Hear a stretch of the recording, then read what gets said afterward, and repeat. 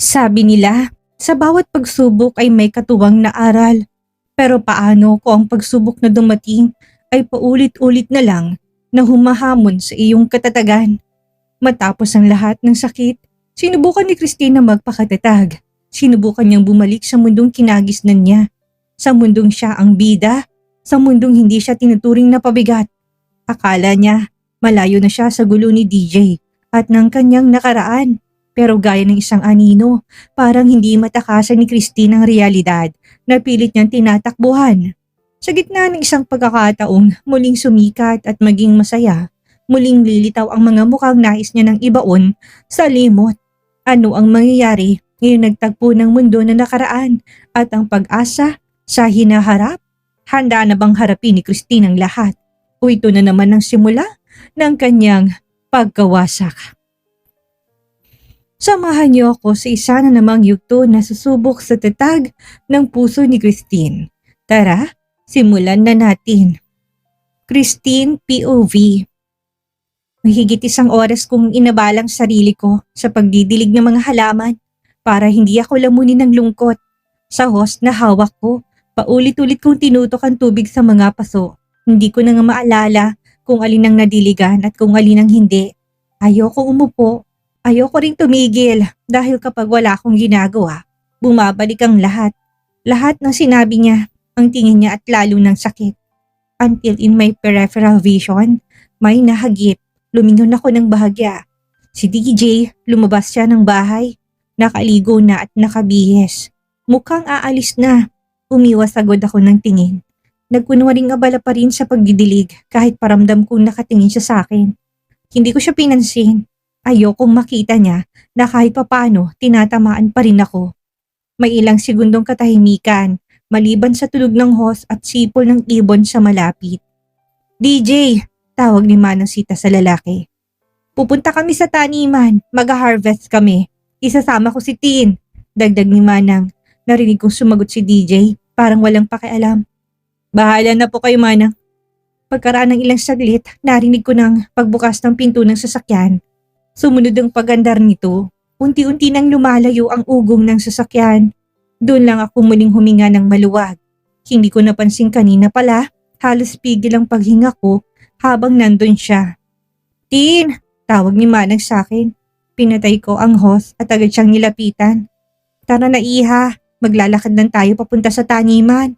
Para may exercise tayo. Ani Manang habang inaayos ang sombrero niya. Tumango ako. Sige po, okay lang po. Tahimik lang kami habang naglalakad. Mga ilang metro ng layo namin mula sa bahay, presko ng hangin at may mga paru-paro pang lumilipad sa paligid. Sa dami ng tanim, parang paraiso ang paligid. Pero sa loob ko, parang hindi pa rin ang lahat. Napalingon ako sa kaliwa. Sa hindi kalayuan, napansin ko muli ang burol na may isang malaking puno sa tuktok. Parang payong ang mga sanga, malawak, may lilim, at parang tahimik ang paligid. Bigla ko tong tinuro. Manang, ang ganda po ng burol. Pwede po ba tayong umakyat dyan minsan? Napatigil si Manang sa paglalakad. Biglang nag-ibang ekspresyon niya. Hindi ko alam kung nag-aalala ba siya o nabigla lang. Hindi pwedeng puntahan niyang lugar na yan, sagot niya kaagad. May mga tinikyan sa paligid. Pinatanim ni DJ. Ayaw niyang may umaakyat dyan. Magagalit siya. Napakunot ako ng noo, nagtataka. Bakit po? May dahilan po ba? Umiling siya. Wala naman, basta wag mo na lang lapitan. Minsan lang, naging tagpuan ang lugar na yan. Tagpuan? Ano pong ibig niyo sabihin? Tanong ko. Napatingin siya sa akin. At kahit pilit ang ngiti niya, hindi nakatakas sa akin ng lungkot sa mga mata niya. Mahalaga yung lugar na yan kay DJ. Pero yan din ang naging dahilan kung bakit ang daming pangarap niyang nawasak. Parang biglang huminto ang oras. Tinitigan ko ang burol. Ramdam ko na may kung anong hinahatak sa akin mula doon pero hindi ko maipaliwanag. Wala ka bang naaalala? Tanong ni Manang bigla. Napatingin ako sa kanya. Na ano po? Umiling siya, tinabot ang kamay ko. Hinawakan ng marahan. Wala Iha. Huwag mo nang isipin. Tara na. Si ibang araw na lang ang kwento. Pero kahit na sinabi niyang wag ko nang isipin, Hindi mawala sa isip kong tanong, bakit parang may parte ng puso ko ang napukaw nang marinig ko yung mga salitang tagpuan at pangarap na nawasak. At isang tanong lang ang gumugulo sa akin habang naglalakad kami palayo sa burol. Bakit parang pamilyar? Pagdating namin sa taniman, agad akong sinalubong ng mga tao. Mainit, masigla, walang bahig ng pagkukunwari. Miss Tin, ang ganda mo lalo ngayon. Ay naku, Miss Tin, ang bait mo talaga kahit na artista ka. Miss Tin, kape na muna, mainit pa oh. Napangiti ako, hindi ko napigilang mapangiti. Ang mga bata halos sabay-sabay na lumapit. Isa-isa silang yumakap sa akin. Yung iba sabik na hinawakan ng kamay ko. Yung isa, sa bunot ng yakap sa bewang ko, parang matagal kami hindi nakita. Kahit ngayon lang ulit kami nagkasama at sanay na ako sa mga batang ito. Buti pa dito, nararamdaman ko na kamahal-mahal ako. Hindi dahil sa kung anong meron ako, kung hindi dahil lang ako si Christine. Ang sikip na pakiramdam sa dibdib ko, unti-unting lumuwag. Hindi man tuluyang nawala pero parang may gumaan na kahit papano. Miss Tin, tara po dito. May suman dito oh. Tikman mo tong kape namin. Promise, masarap yan kahit na walang creamer. Halos kaliwat kanan na nagyayaya sa akin. At ang mga bata halos ayaw na akong pakawalan. Miss Tin, laro tayo gaya ng dati. Sino ba naman ako para tumanggi? Umupo ako sa banig na inilatag nila. At habang humihigop ng mainit na kape, nakipagtawanan ako sa mga bata. Saka ko lang na-realize kung gaano ko nauuhaw sa ganitong klaseng saya. Yung hindi scripted. Walang camera, walang pressure. Purong totoo lang. Isang batang babae ang lumapit. Medyo marungis ang pisngi pero maliwanag ang mata. Miss Tin, babalik na po ba kayo sa pag-artista? Namiss na po kasi namin kayo sa TV eh. Napangiti ako, hinaplos kong ulo niya at ginulong buhok niya ng konti. Yes, sagot ko, casual. Any day now, pero hindi ko alam kung saan galing yon. Parang lumabas lang sa bibig ko, wala sa loob. Napatingin ako sa malayo, napahawak ako sa dibdib ko. Any day now, siguro nga, kailangan ko na talagang bumalik. Sa mundo kung saan ako nagsimula, sa mundong hindi ako kailangang hulaan, hindi ako kailangang itago, hindi ako kailangan tanggihan.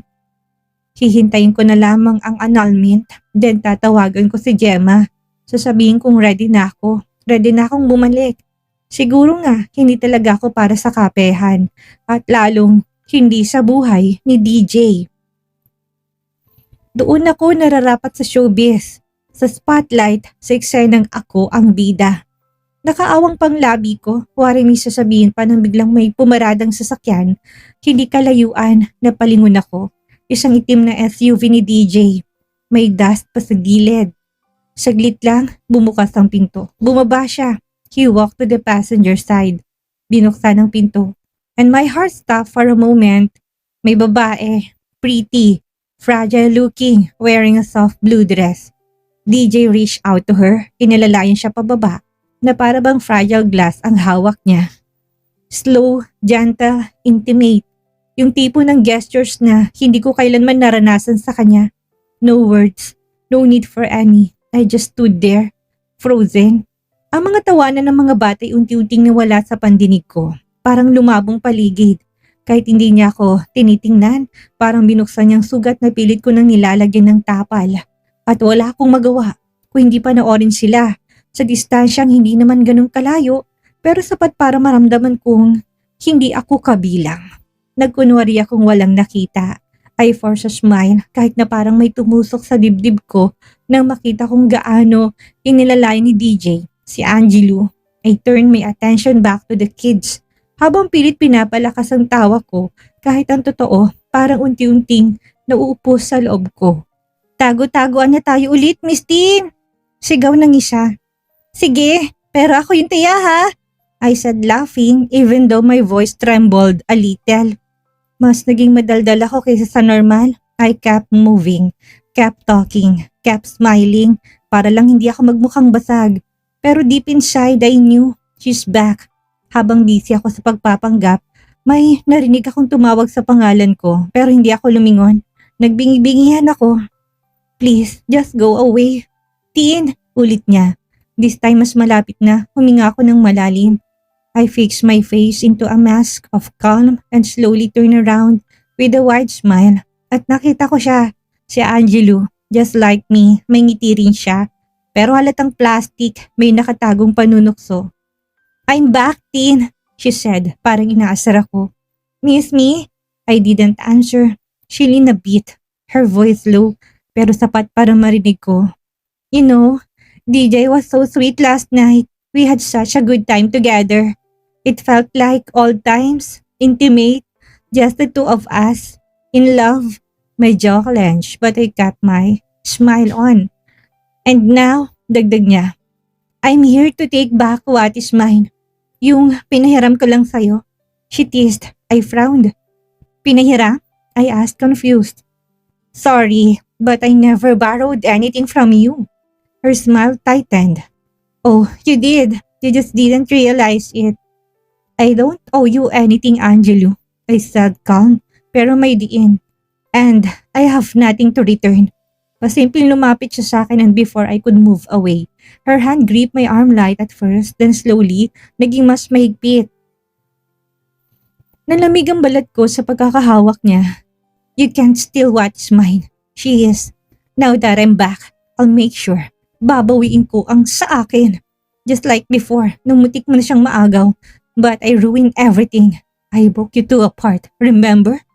Napakunot ang noo ko. What are you talking about? I asked. Hindi ko alam ang pinagsasabi mo.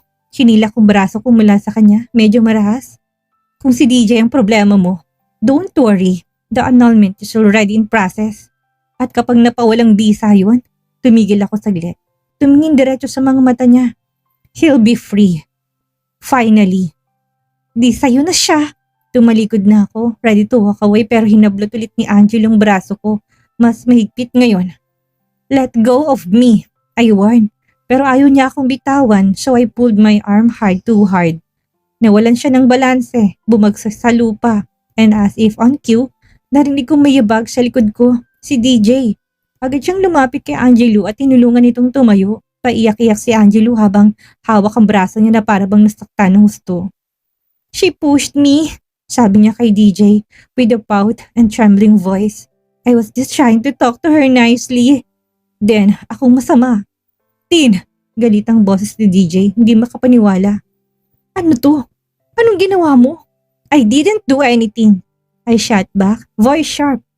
She grabbed me. I told her to let go. She didn't. Hinablot niyang braso ko. Eyes burning. Apologize to her, she commanded. No, I said firmly. I won't apologize for something I didn't do. Tin, she's playing you, DJ. Can't you see that? Enough, he snapped. Say sorry to Angelo. I said no, I repeated, pulling my arm from his grasp. For a moment natahimik ang lahat at sa amin nakatingin at paninindigan kong wala akong ginawa kay Angelo. Then I took a step back. Maybe this was what I needed to finally see kung sino talagang pinipili niya. At hindi ako yon. Pagkatapos kong maligo, sinuklay kong buhok ko. I blow-dried it lightly, just enough para matuyong buhok ko at naglagay ako ng white headband. Hinayaan ko nakalugay ang maitim at mahabang buhok ko hanggang sa bewang. Kinuha kong off-white sleeveless dress. Maluwag, magaan and honestly, bagay sa mood ko today. I paired it with the white sandals. Nothing fancy. Ayoko ng pabongga. Hindi to para sa kahit na sino. Para lang to sa sarili ko. Huminga ako ng malalim habang tinitingnan ng sarili sa salamin. Gusto ko lang magmukhang okay. Hindi kailangang stunning dahil maganda talaga ako. Gusto ko lang magmukhang buo kahit na may kulang. Tumawag ako kahapon kay Gemma at sa manager ko pagkatapos ng mainit na engkwentro namin ni Angelo. Gusto kong ayusin ang mga plano ko sa pagbabalik ko. Sabi ko, let's talk over lunch. I think it is a good comeback for me. Nang makita kong kontento na ako sa itsura ko, kinuha ko sling bag ko at lumabas ng kwarto. Kanina pa naghihintay ang tricycle driver sa labas. Siyang kinuha ni Manang Sita na magiging service ko. Hindi ako pwedeng makisakay kay DJ. Hindi rin naman niya ako isasakay. At ayoko ring humiling. Ewan ko, sa dami ng rason para bitawan na siya, may isang parte pa rin sa akin na ayaw. Na habang hindi pa napapawalang bisang kasal namin, umaasa pa rin ako. Kahit na kaunti, kahit na masakit na. Pababa na ako ng hagdan na mapansin ko siya sa sala. Naupo siya sa sofa, nakayuko sa laptop niya.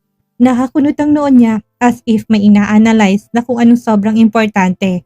Hindi ko na siya pinansin dahil alam kong ayaw niya na rin akong pansinin. Parang hindi niya ako nakikita. So I walked past him para akong multong dumaan sa harapan niya. Nalulungkot ako pero wala akong choice kung hindi tiisin. Pinili ko tong baliwalain lang. Paglabas ko ng pinto, nandun na nga tricycle. Agad akong sumakay sa loob. Tayo na, Manong, mahinang sabi ko. Tumango lang ang driver at kagad ay pinandar ang tricycle.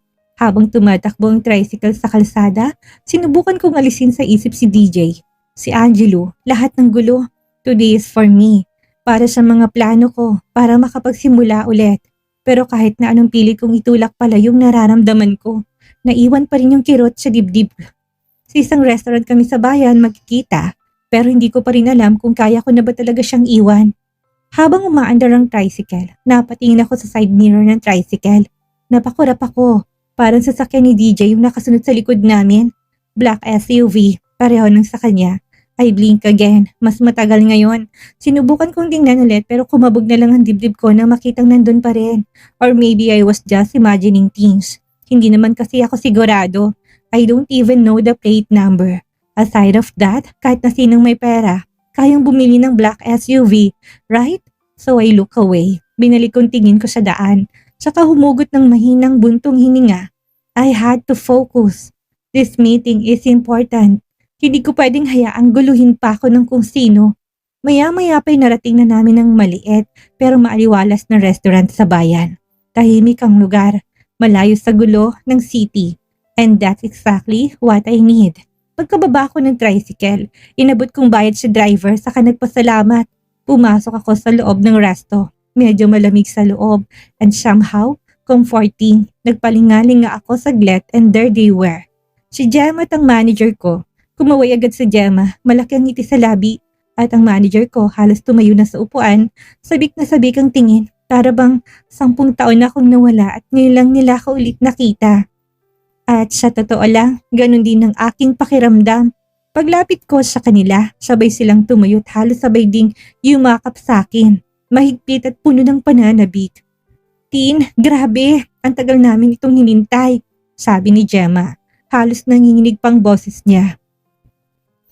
Iba ka pa rin girl, you look like a star. Biro ni Mama Carmina, ang manager ko pero halatang emosyon sa boses niya. Napatawa ko ng mahina. Hindi ko alam kung dahil sa tuwa o dahil sa relief na may mga tao pa rin pala sa mundong ito na masaya akong makita. Na-miss ko kayo, mahina ko sabi pero totoo.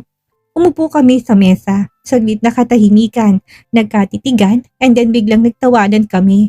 Wala pang sinasabi pero parang sabay kaming napuno ng damdaming hindi maipaliwanag. It felt like coming home to people who never stopped believing in me. At kahit na sandali lang, nakalimutan ko na may sakit sa dibdib ko, na may asawa ko hindi marunong magpahalaga, na may babaeng bumalik para sirain ng konting buo sa akin. While waiting sa order namin, napuno ng excitement ang paligid namin. Tahimik ako pero attentive. Nakikinig ako sa bawat salitang sinasabi ni Gemma at Carmina. Parang ang dami nilang gustong i-share. Tin, grabe! Bungad ni Carmina habang kinikilig pa. We weren't expecting na ganito karaming offers agad. Napatingin ako sa kanya, nakalimpa siya sa mesa. Excited sa pasabog. Like what? Tanong kong curious. At excited at the same time. Well, sumingit si Gemma sabay kuha ng phone niya. There's a teleserye. Lead role ka. Kasama mo yung bagong network prince na si Pablo. Napakunot ang noo ko nang marinig ko yon. I'm not sure about teleserye. Parang mabigat sa schedule. Gets, kaya nga we saved the best for last, sabat ni Carmina. Sabay abot ng printed proposal na mukhang galing pa sa production team. Commercial for a shampoo brand. Sikat, international. Tapos dalawang beauty products na pang skincare. And, she paused dramatically. A movie! Big time! Sa Amerika ang shoot. 6 weeks. Napataas ang kilay ko. Amerika? As in, LA? Vegas? LA at konti sa San Francisco, sabi ni Carmelia. And guess what? Andrew pa rin ang kalab team mo. I couldn't help but smile. Andrew? Seriously? Tumango silang dalawa sabay pa. And you two are so good on screen, dagdag ni Gemma. May chemistry pa rin, promise. Napatulala ako saglit. I was quiet, processing everything. The teleserye, medyo duda ako. Alam kong draining, pero ang pelikula at commercials, somehow that sparked something in me. Okay, sabi ko sa wakas. No sa teleserye, but I'll do the movie. And those commercials, I'll take them. Biglang nagtilian ang dalawa. Halos sabay-sabing, "We knew it!" Tatawa-tawa pa kami nang biglang sumeryoso mukha ng manager ko. Lumapit siya sa akin at binulungan ako. "Tin, si Mayor parating. Ipapakilala kita. She's young, single, and a huge fan mo talaga." Napakunot lang ang noo ko sabay mahinang ngiti. "Carmina, I know. Ayaw mo ng gulo." Sabat niya kaagad. "Pero wala namang masama kung makikipagkilala ka, right? Just be nice, friendly." Tumango na lang ako. "Okay, but I'm not making any promises." Napatingin ng manager ko sa may pinto. Sinundan kong tingin niya at doon may pumasok na lalaki. Matangkad, moreno, well-groomed, mukhang nasa early 30s. Nakasuot ng semi-formal polo at maong pants. Gwapo actually, may charisma. At may 4 na lalaking nakasunod, mukhang bodyguards o staff. "Kilala mo na siguro kung sino yon," sabay kingdat ni Carmina. Lumapit ang grupo at tumigil sila sa harap ng table namin. Si Carmina na nag-intro. "Mayor, this is Christine." "Tin, Mayor Warren Recto." Nagabot kami ng kamay. "Nice to meet you," sabi niya, may confidence sa boses. "You too," maikli pero magalang kong sagot. Umupo siya sa tabi ko at mabilis na nag-initiate ng kwentuhan. Surprisingly, magaan siyang kausap, hindi trying hard. Walang ka-pressure. "Sobrang ganda mo sa personal," sabi ni Mayor, habang umiikot ang basa ng malamig na tubig sa kanyang palad. "You're my number 1 celebrity. Idol kita, promise." Napatawa na lang ako, medyo nailang. "Thank you, that's really flattering." Actually, singit ni Carmina, "Mayor has a favor. May pageant kasi mamaya sa plaza. Gabi, pwede ka bang maging guest judge?" Lumaki ang mata ko. "Judge agad? Kahit na presence lang, alam mo na, guest of honor, kind of a thing." Tauang pandangal, dagdag ni Mayor, nakangiti. Napaisip ako saglit pero ngumiti rin. "Sure, wala naman akong gagawin mamaya." "Perfect!" Sabay-sabay na sabi ni na Carmina at Gemma. And just like that, ang tahimik kong umagay biglang naging masigla. Masaya na sana ang usapan namin ni Mayor. Chill lang, nakakatawa siya. Minsan may pagka-smooth talker at hindi siya nakakairita. May charm pero hindi pilit. Madaling pakisamahan, eka nga. "Alam mo kung ako lang, dapat ikaw ang muse ng sports fest namin sa munisipyo." Biro niya habang iniinom ang pineapple juice. Napangiti ako. Hindi na bagay sa akin yung muse, Mayor. "Hindi nga," sagot niya, medyo tumagilid sa upuan para harapin ako ng buo. "Kahit nakasando ka lang siguro, pwede ng poster ng barangay." "Loko," sabay tapik sa braso niya pero natawa rin ako. "Hindi ako pang barangay Mayor," dagdag ko sabay irap. Tamang-tamang biglang bumukas ang pinto ng resto. Out of reflex, napatingin ako sa may entrance. Sa ganda ng mood ko, wala talaga akong in-expect na kahit na anong panggulo. Kaya naman parang may sumikat sa dibdib ko nang makita kong sino ang bagong dating, si DJ at kasama niya si Angelo. Nakakairita, nakakabat, nakakasakit. Ilan lang yan sa mga emosyong bumabalot sa atin ngayon. Ang ganda na sana ng simula ni Christine. May bagong oportunidad. May bagong mga tao na nagpapahalaga sa kanya at higit sa lahat, nagsisimula na siyang mahanap ulit ang kanyang sarili. Pero gaya ng isang sumpa, muling dumating ang anino ng kanyang nakaraan para guluhin ang lahat. Kung meron man tayong mahalagang aral na mapupulot sa yugtong ito ay hindi natin hawak ang tagpo ng mundo pero hawak natin ang ating reaksyon. Sa kabila ng presensya ni DJ at Angelo, nakita natin kung paano sinubukan ni Christine na manatiling matatag. Minsan ang pagharap sa mga taong nanakit sa atin ay hindi nangangahulugan ng paghihiganti. Ito ay pagpapakita na hindi na tayo kontrolado ng sakit na dinulot nila. Ang pagkakaroon ng ibang taong humahanga sa atin ay paalala na ang halaga natin hindi nakadepende sa pagtingin ng taong hindi tayong kayang pahalagahan. Magtatagpo kayang mga mata ni na Christine at DJ at ano kayang magiging papel ni Mayor Warren sa susunod na yugto? Huwag niyo pong kakalimutang mag-like, mag-comment at mag-subscribe para malaman ang susunod na kabanata ng buhay ni Christine. Muli ako po inyong narrator, si Miss Maria. Hanggang sa susunod na kwentuhan.